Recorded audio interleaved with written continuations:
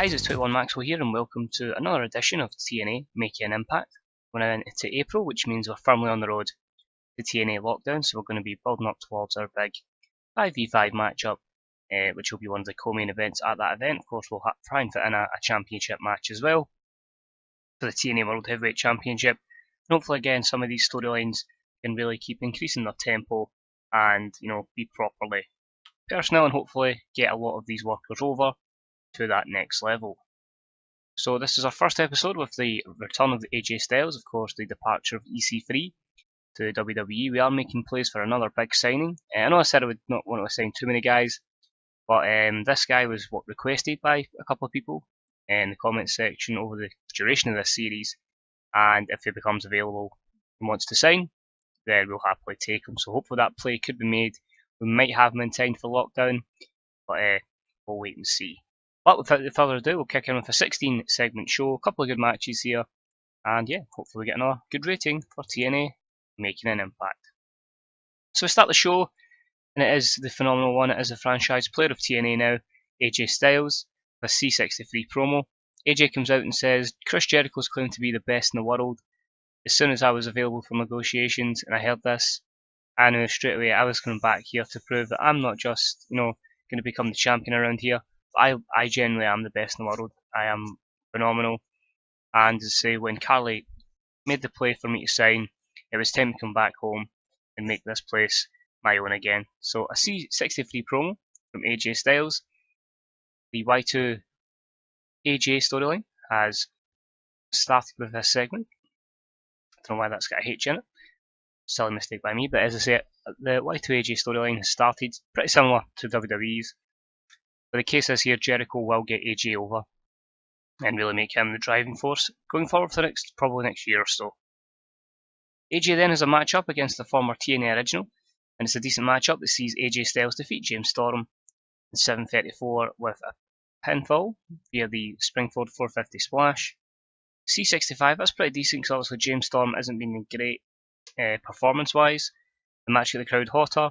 James Storm with 44. AJ Styles with 72, so a nice simple matchup to get him some momentum. No skill improvements. You get the negatives there of inconsistency. Both men with declining physical ability. But even with declining physical ability for a while, AJ still will be one of the elite members of this roster. Next up, we see Carly and Chris Jericho. Basically what this is hyping up that later on tonight, we are going to see Carly appear on the Chris Jericho highlight reel to explain her actions of why she's bringing AJ Styles to TNA. So B-77 there for that hype video. Next up is a terrible matchup, and it sees the team of Ali and Liviana defeat the team of Amanda and Sienna in 7:31 when Ali defeated Amanda by pinfall with the sit-out facebuster. Amanda was the weak link here, struggling to keep up with everyone else's annoying performances. Of course, she's going to need time to develop as a worker and to get over. Sierra was off her game. The announcing and commentary helped to get this matchup. Liviana with 33, Ali up to a 46 performance, so that was good. Sienna with a 46, and Amanda with a 23, and the knockout storyline has advanced, however it did lose a bit of heat.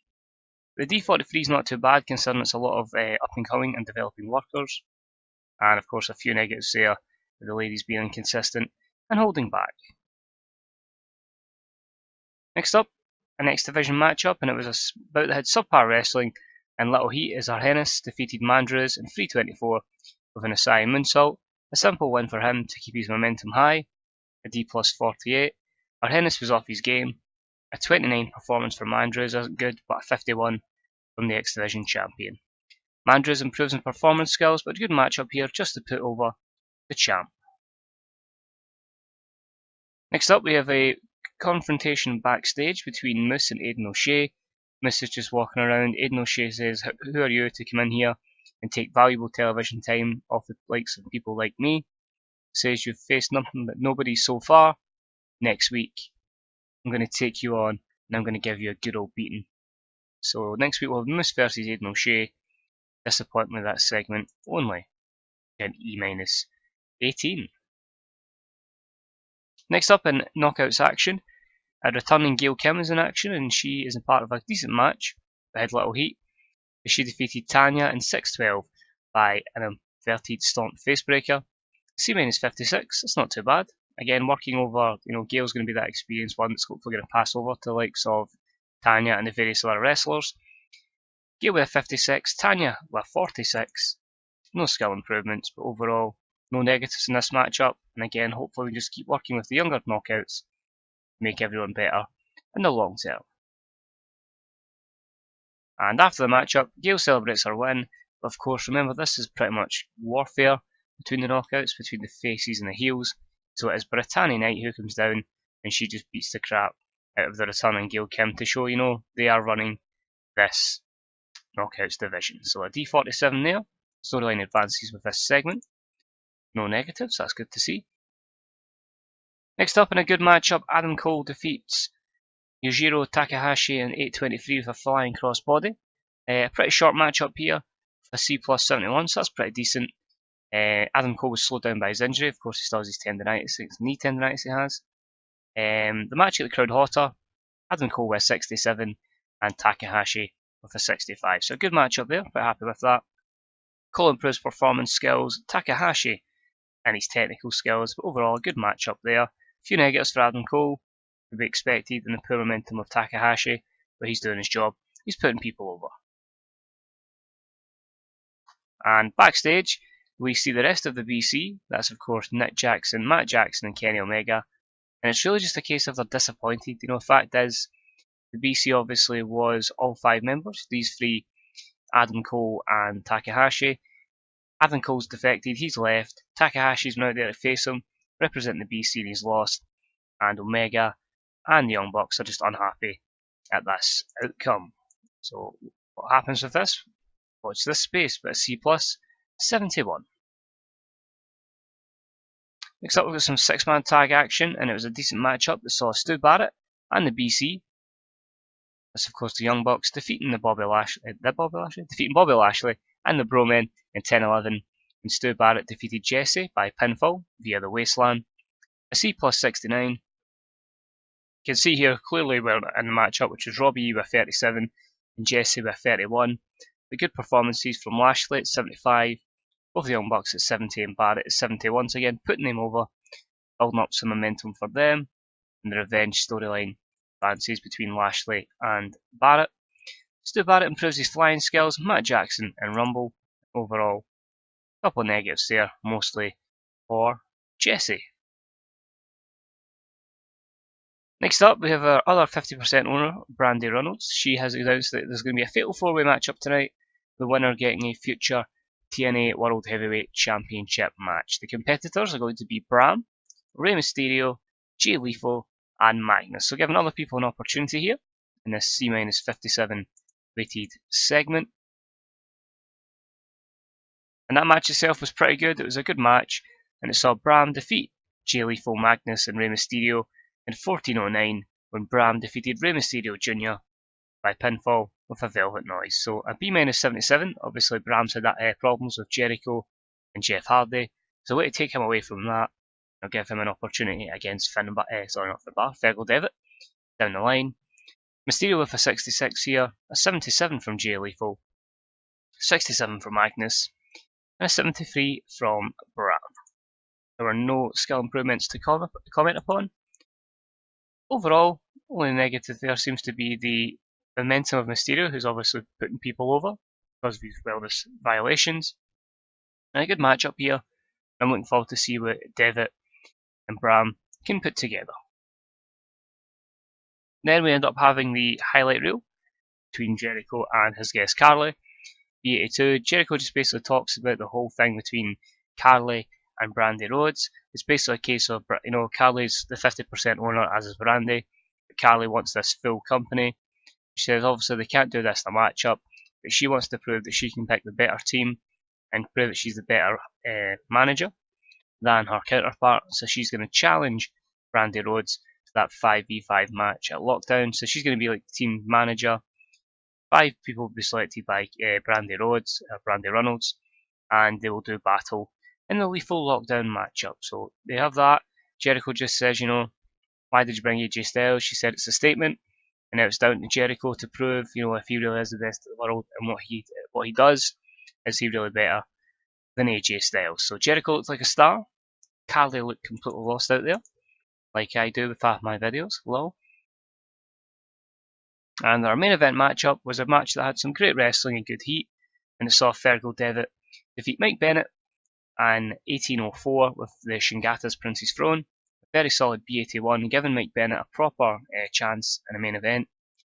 Good matchup rating. Devitt went 86 to Mike Bennett as a 65. No skill improvements to speak upon. No negatives to speak upon, so it's looking over a good experience for Mike Bennett being in this matchup. And it's a good win, keeping the champ looking strong. Now we end the show, basically, Devitt's gone. Bennett still obviously struggled after this matchup. Cage is in the ring, and then the Wolves seek their revenge on Brian Cage and Mike Bennett. They come down and beat them up to end the show. So a C63 there. Eddie Edwards is getting better at his gimmick. The Wolves versus the Dream Team storyline has advanced for this segment and gained some heat. And yeah, we've done well there. We've managed to get a few storylines over, and only negative was the chemistry of Brian Cage. But we finished the show with a very respectable B79. We get a couple of good matches in there. We get a couple of storylines over to the next level. And you can slowly see where we're going with some storylines on the road to lockdown.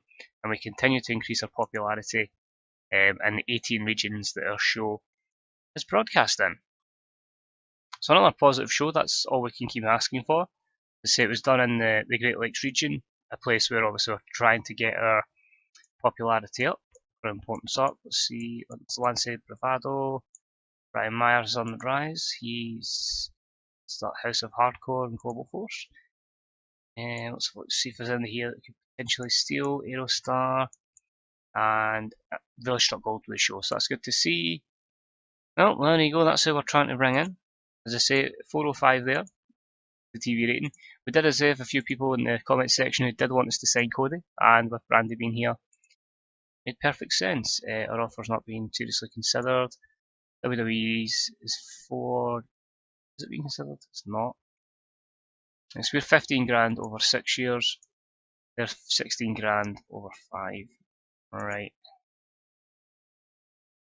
I do want to bring him in. I'll be honest. I do think he's someone who can build the company around, and I feel like giving him that opportunity, he's getting in real life. As I say, it's one of those ones where maybe we're putting a bit over the odds, but someone we can make a star, and it's something that's quite realistic as well. So we'll put a big deal for Cody Rhodes there. Hopefully we can sign him. Maybe it's a bit overpaying, but we just need to utilise him to make him value for money. So you see there, we've got a new signing. Willie Mack is in. You'll see down the line where his involvement's going to be. But 42 prestige, 74 momentum. We made $710,000 roughly in the month of March, which if you see as well is probably the highest amount of profit we've made. So that's good to see. If we can keep it up at this rate, then we can just keep getting better and better. Considering we've been doing this, say, roughly I think it is about a year in game, maybe just over, and we are sitting. In fact, it would be exactly a year actually. Sorry, because we would have started 1st of April 2016. So in that time, we started at £1 million in the bank, $1 million in the bank. Sorry, and we're up to 7.796, so nearly effectively 7.8. And the size of the company is much bigger.